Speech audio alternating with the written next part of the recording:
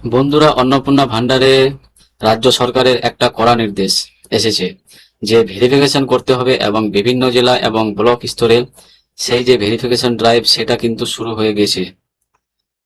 যারা আপনারা অন্নপূর্ণা ভান্ডার পাননি তাদের কিন্তু ভেরিফিকেশন হয়েছিল এবং সেই ভেরিফিকেশনে গুরুত্বপূর্ণ তথ্য এরকম উঠে এসেছে যে বহুজন আছে যারা যোগ্য নয়, তারা কিন্তু অন্নপূর্ণা ভান্ডারের টাকা পেয়েছে।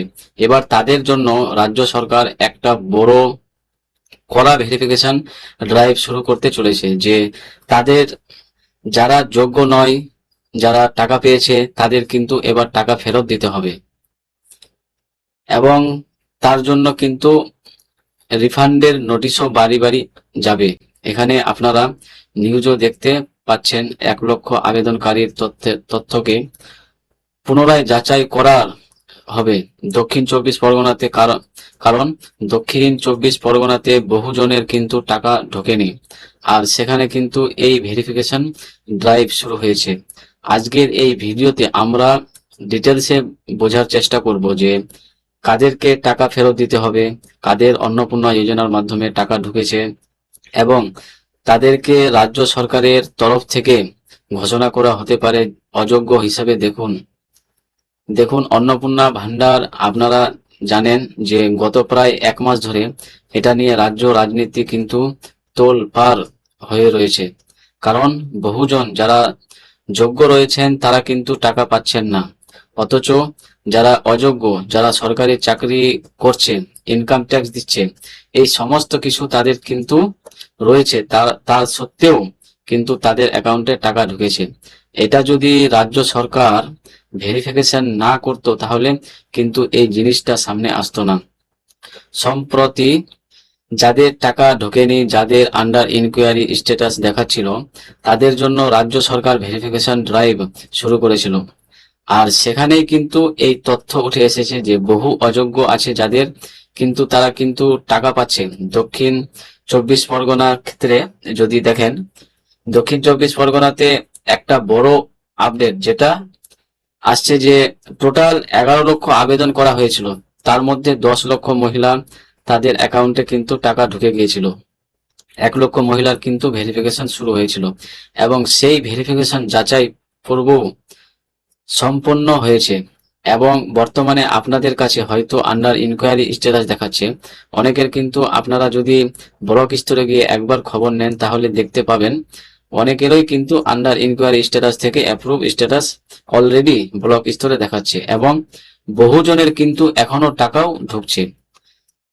রিসেন্ট আপডেট আসছে যে 16 তারিখের পর থেকে অনেকের অ্যাকাউন্টে টাকা এসেছে। এবার দেখুন, এই যে বাড়ি বাড়ি ভেরিফিকেশন করা হয়েছিল, এই ভেরিফিকেশনে বিভিন্ন ব্লক স্তরে যে আধিকারিকরা তারা কিন্তু এই ভেরিফিকেশন করেছিল। অনেকের ক্ষেত্রে ফোন করে ভেরিফিকেশন করা হয়েছে, আবার অনেকের ক্ষেত্রে আইসিডিএস কর্মচারী এবং আশা কর্মীদের নিয়েও ভেরিফিকেশন করা হয়েছে। কিন্তু সেই ভেরিফিকেশনে দেখা গেছে যে যাদের টাকা যাদের টাকা পায়নি, ভেরি- বেশিরভাগ কাগজ বেশিরভাগ জন যাদের টাকা পায়নি তাদের সমস্যা হচ্ছে যে তাদের কিন্তু ফর্মের মধ্যে অনেক তথ্য, সেই তথ্যতে কিন্তু অনেক ভুল আছে এবং তার সঙ্গে সঙ্গে এটাও দেখা গেছে যে তাদের যে ব্যাংক অ্যাকাউন্ট, সেই ব্যাংক অ্যাকাউন্টেও কিন্তু অনেক সুবিধা ছিল, মানে ব্যাংক অ্যাকাউন্ট ডিবিটি লিঙ্ক ছিল না, ভেরিফাই, বেশিরভাগ ক্ষেত্রে তাদেরই কিন্তু টাকা ঢোকেনি।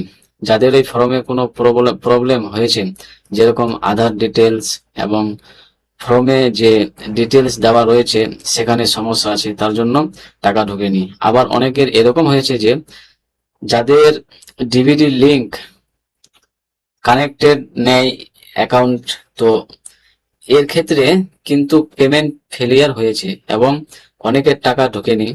রাজ্য সরকারের কড়া নির্দেশ এসেছে, এই ভেরিফিকেশনে বহুজনের কিন্তু এরকম বেরিয়েছে যারা কিন্তু যোগ্য নয়, অর্থাৎ তারা সরকারি চাকরি করছে এবং বিভিন্ন সুযোগ সুবিধা পাচ্ছে, তা সত্ত্বেও কিন্তু অন্নপূর্ণা ভান্ডারের অ্যাপ্লাই করে রেখেছে এবং টাকা পেয়ে গেছে। রাজ্য সরকারের তরফ থেকে নির্দেশিকা খুব তাড়াতাড়ি আসতে চলেছে যে যেখানে স্পষ্ট ভাষায় বলে দেওয়া হবে এদের কিন্তু টাকা ফেরত দিতে হবে। সম্প্রতি আপনারা জানেন যে পিএম কিষাণ যোজনাতে কিন্তু এই সেম ভাবে ভেরিফিকেশন ড্রাইভ শুরু হয়েছিল এবং বহু জনের বাড়িতে রিফান্ডের নোটিশ গিয়েছিল। যারা এক্সাক্ট টাকা পাচ্ছে, পরিবারের একজনের জায়গায় অনেক পাচ্ছিল, তাদের বাড়িতে কিন্তু নোটিশ গেছে।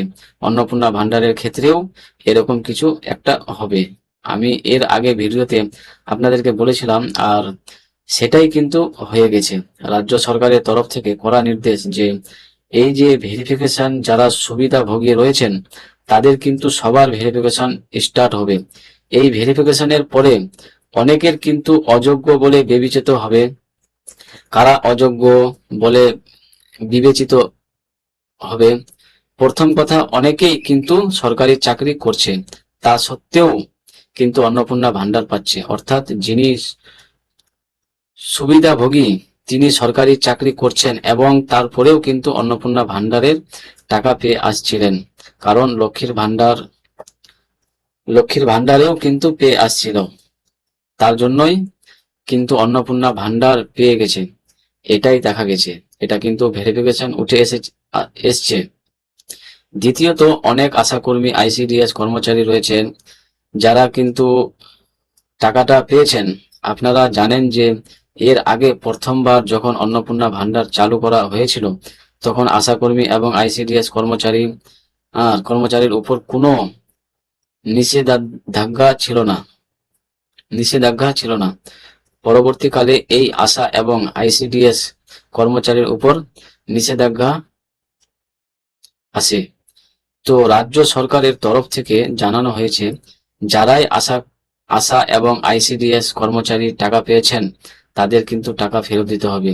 এরকম অনেক সুবিধাভোগী পাওয়া গেছে যারা ইনকাম ট্যাক্স দিচ্ছে, অর্থাৎ বেসরকারি বা প্রাইভেট এজেন্সিতে কাজ করছে, বড় টাকার মাইনে পাচ্ছে এবং তারপরে রাজ্য সরকার কেন্দ্রীয় সরকারকে ইনকাম ট্যাক্সও দিচ্ছে, তারপরেও কিন্তু অন্নপূর্ণা ভান্ডারের জন্য অ্যাপ্লাই করে টাকা পেয়েছে।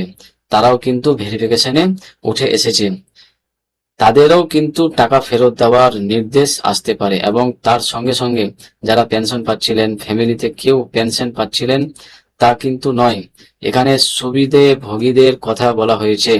যে সমস্ত সুবিধাভোগী পেনশন পাচ্ছিলেন, যে সমস্ত সুবিধাভোগী সরকারি চাকরি করেছিলেন, যে সমস্ত সুবিধাভোগী ইনকাম ট্যাক্স দিচ্ছিলেন, তাদের যখন ভেরিফিকেশনে তাদের যদি নাম আসে সেক্ষেত্রে তাদেরকে কিন্তু টাকা ফেরতের নির্দেশ রাজ্য সরকারের তরফ থেকে দেওয়া হতে পারে।